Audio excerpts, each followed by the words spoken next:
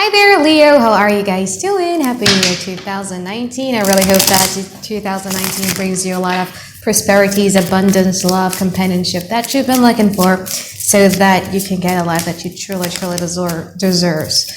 Leo, how are you guys doing? How has 2019 been treating you? Really sorry for the delay. I've been taking like almost 2 weeks off just to be with my family and my daughter. And then after that, my mother suddenly, freaked out because I haven't done the Flying Story 2019. So yeah, I gotta take care of that one first, and then now I'm back. So let's talk now, Leo. You have a very, very interesting energy. You have the Queen of Wands right in the middle of your reading, but then you also have the Queen of Swords and also the Three of Chalices. So the Queen of Wands is a card of Leo. You know that card's when we're talking about very, very great feminine fire energy, where the confidence is there, where the positivity, like, okay, you know what, I think I can do it, regardless of what people think of me, I think I can do it, okay, because you've been dealing with a lot of people who kind of like questions yourself, doubting yourselves, but with the Queen of Wands attitude, it's really beautiful because you have that confidence and you also know that you have the ability to show to other people what you're capable of doing. So it's good. With the Queen of Wands in here also talks about, because of that energy that is attached with you, and it's not gender specific, I'm talking about energy here, you guys are going to be attracting like a lot of people that is so drawn into that positive energy that you're looking for. You became their source of life. Remember, you guys are ruled by the sun, so everything, you guys are the source of life of other people, right? So you're going to be able to draw people in because you are their source of life, you're their source of light, if that makes sense. But here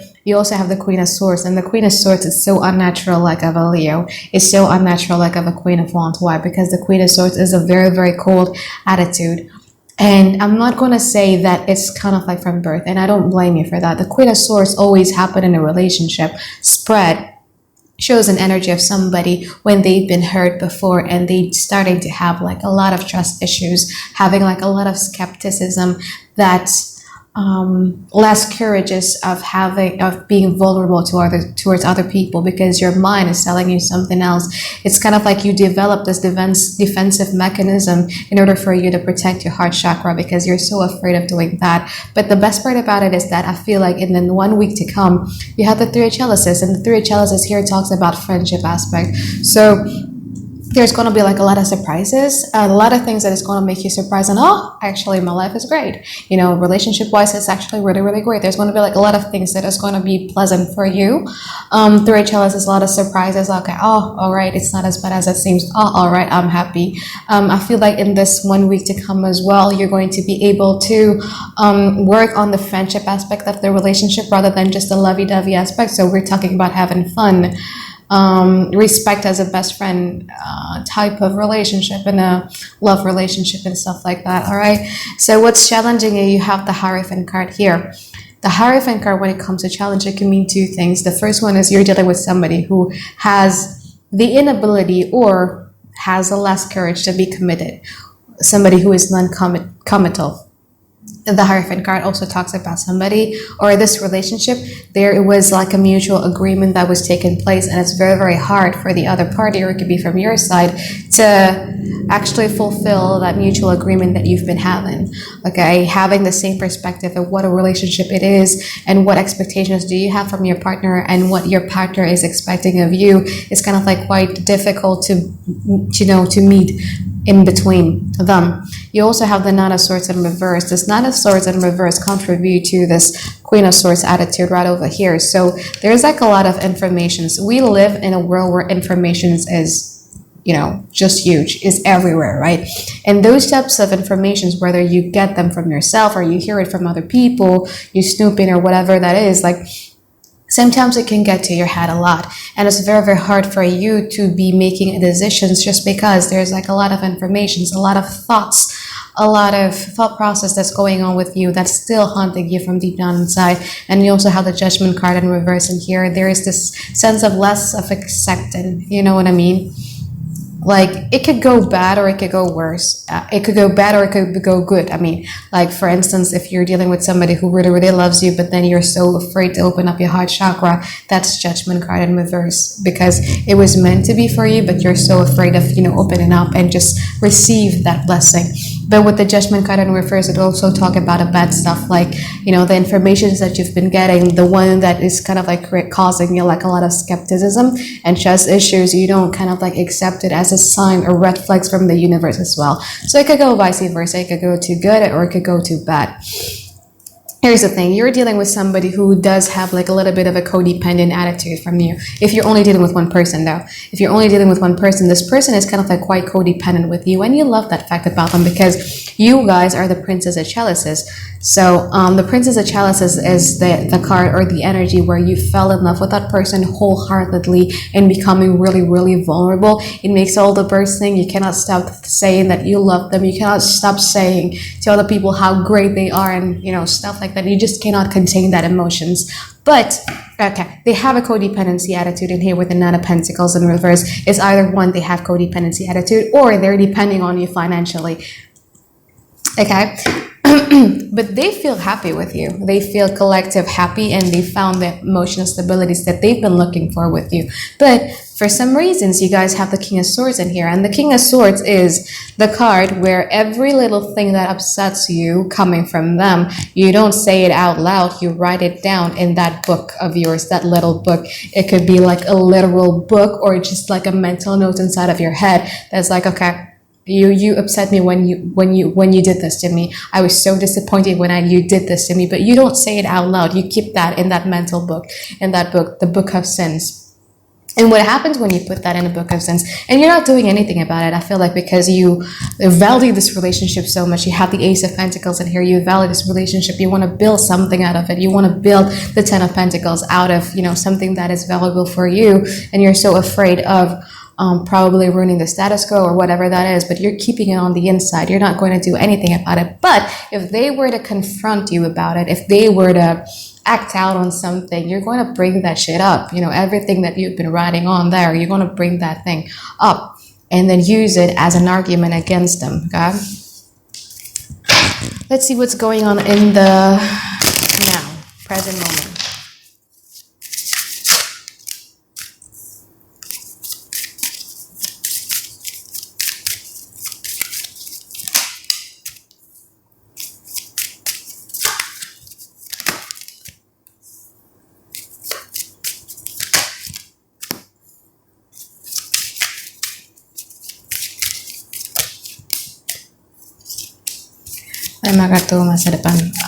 Okay, so let's talk if you guys are only dealing with one person first, and then we're going to talk about two people scenario, right?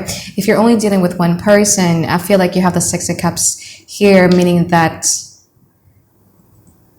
this person, if you guys were in a period of no contact or whatever it is, they're kind of like coming to return and offer you something, an offer that's just like so good. It makes you feel warm. It makes you feel like the Four of Wands. It makes you feel home. You love the familiarity of that person. Everything about that person feels like home. There's this sense of familiarity. You probably would relate to them as your twin flame or as your karmic relationship or your soulmate relationship type of stuff. It's like a connection that no one can explain. It's just that every time they're with you, there's this familiar things going on here.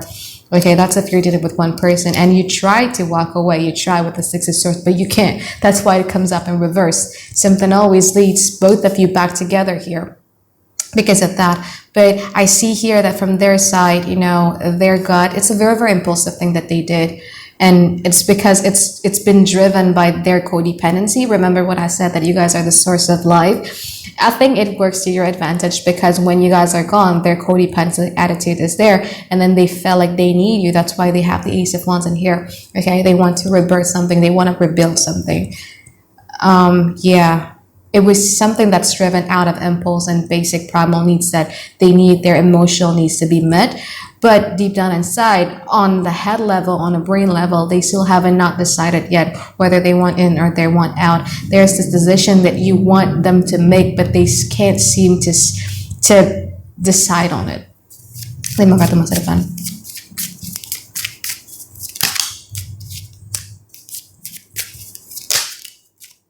Oh, this has got to be the best reading I've done thus far.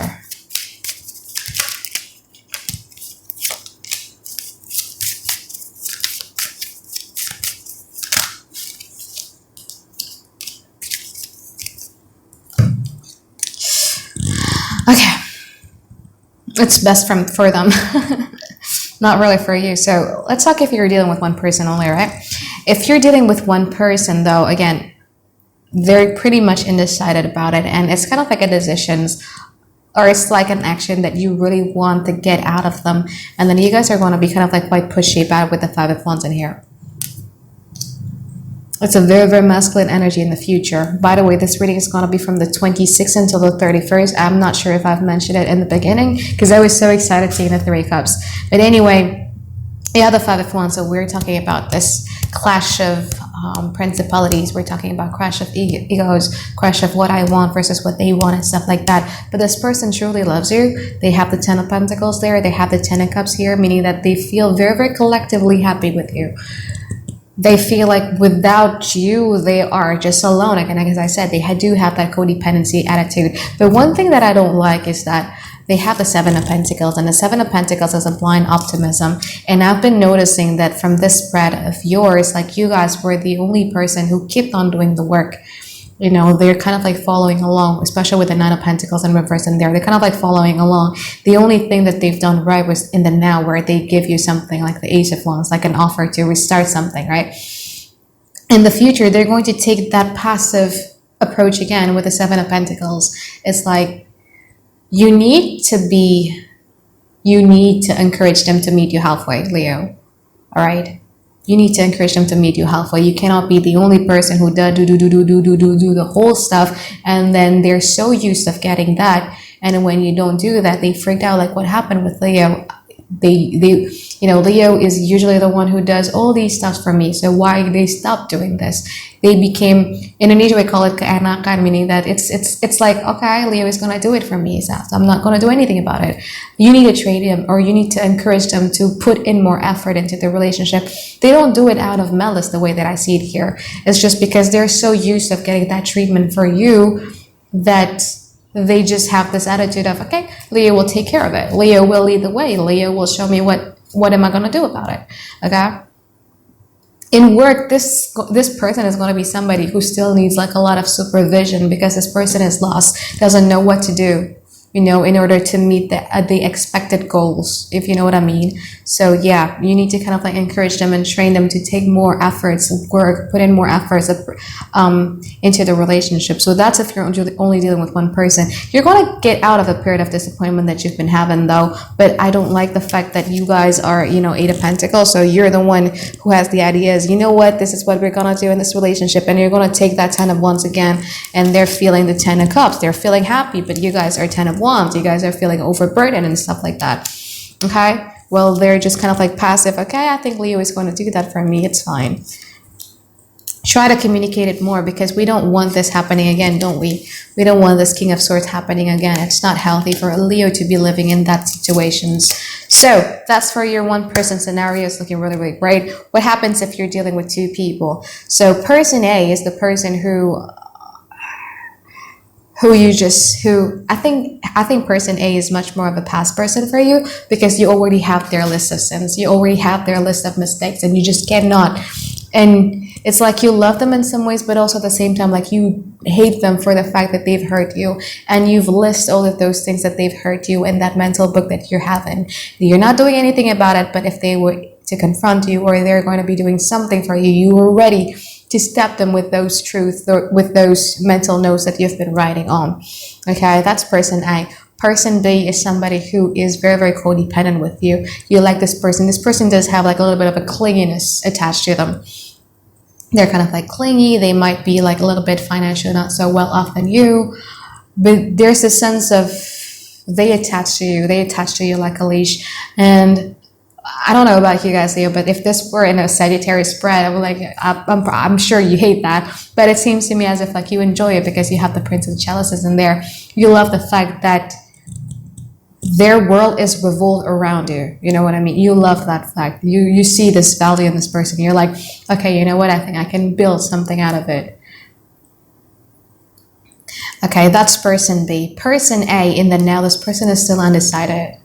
Okay, they don't know what they want from you. They haven't made that decisions yet. And you try to walk away from them on a mental space, but you just couldn't because you have the Six of Cups in here. So there's this spirit of nostalgia. There's this spirit of where all the sweet memories is starting to come back to you and everything like that. But on the other hand, person B, this person is putting so much effort with the Ace of Wands. This person brings out so much positivities in your life, which is great. And that person makes you feel like home because you have the Four of Wands. Now you have a reason to celebrate because you felt like you're always welcome. They love you for who you are, all of your flaws, all of your mistakes, all of everything. Like they accept you. You felt like a goddess. It's a good one. It's a good one. It's a good one. Person A is still going to be highly optimistic that you are going to return to them. I feel like you guys are getting away from that period of disappointment, and I don't feel like you are going to be entertaining this optimism that person A is having. You know, with the Five of Wands, you're trying to make a point in here, and instead of doing so, you guys are going to work hard. I know it's going to be like a lot of responsibilities, burden, because this person is kind of like quite codependent with you. So there's an extra effort put into it, but you just love the fact that they, you know, you guys are in the center and they're kind of like revolving around here.